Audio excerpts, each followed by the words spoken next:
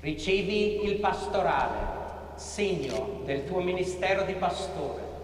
Abbi cura di tutto il gregge nel quale lo Spirito Santo ti ha posto come vescovo a reggere la Chiesa di Dio.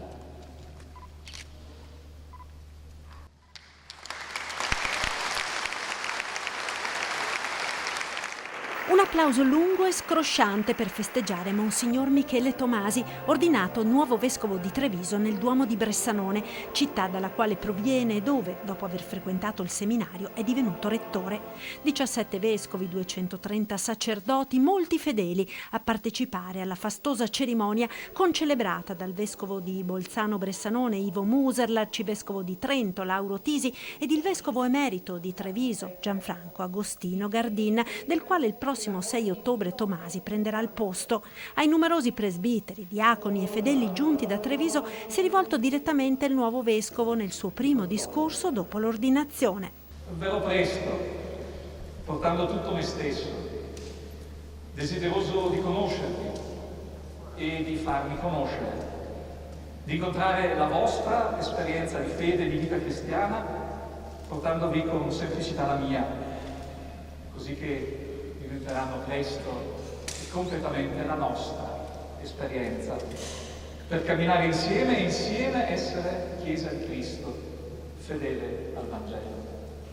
A Treviso il vescovo porterà la reliquia del beato Josef Mayer Nusser, vittima del nazismo, reliquia donatagli dal vescovo di Bressanone affinché la porti nella Marca come esempio di una persona retta che seppe dire no. E ciò, ha sottolineato il presule, è particolarmente importante in un'epoca come la nostra, talvolta contraddistinta da superficialità e populismi. Gratis date è il motto scelto dal vescovo Tomasi, motto ispirato al verso del Vangelo nel quale Gesù esorta gli apostoli a darsi da fare per i fratelli più bisognosi. Una cerimonia solenne e partecipata nella quale c'è stato anche spazio per un fuoriprogramma con una corale risata quando il neovescovo ha consegnato al consacratore, come da tradizione, un piccolo dono.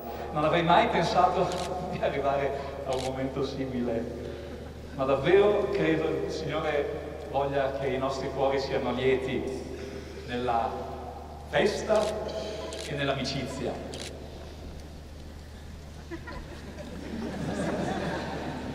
Non sarà lo spirito divino, ma